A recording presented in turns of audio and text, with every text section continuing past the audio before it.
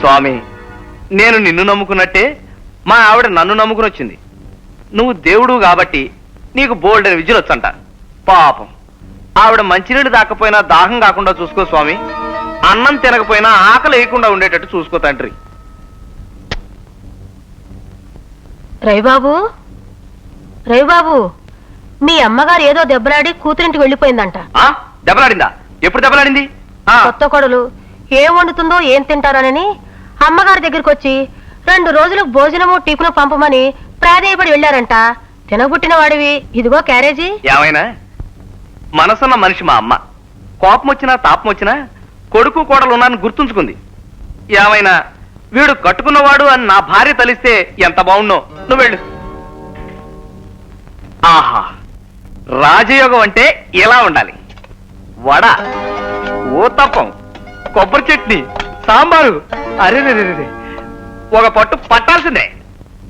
ఈ దేశంలో చాలా మంది ఒక్కపూట భోజనం దొరక బాధపడుతున్నారు.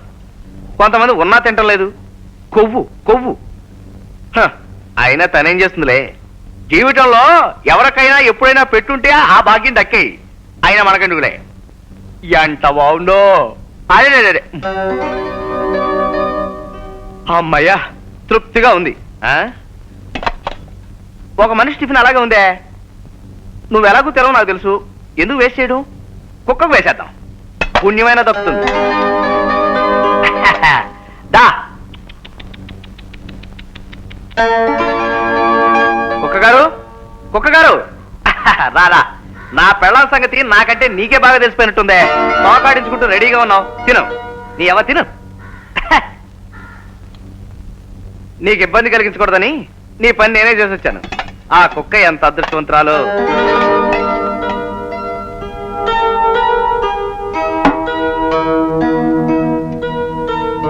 ఇదిగో నేను పనిలోకి వెళ్తున్నాను. ఇంటిని జాగ్రత్తగా చూసుకో.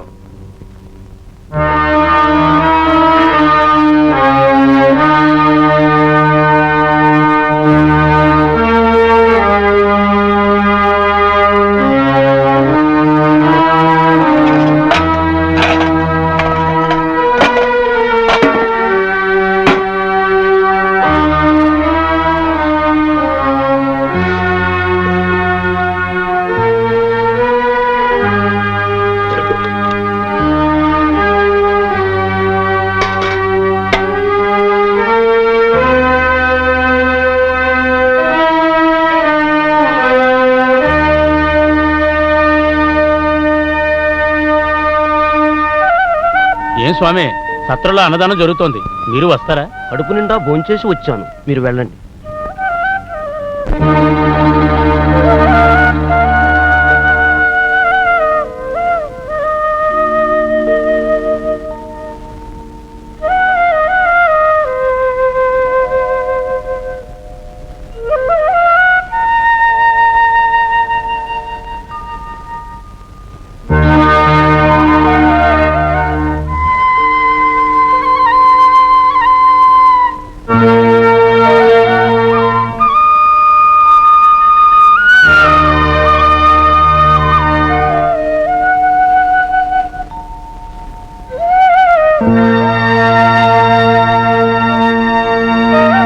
కూర్చో, భోంచేయి, బాగా భోంచేయి. అయిన వాళ్ళని కాదని అన్నదానానికి వచ్చావుగా, నేనేమనుకోను. నువ్వు భోంచేయి. For more updates, like, comment, subscribe to our channel. Hey darlings, గంటని click చేయడం మర్చిపోకండి.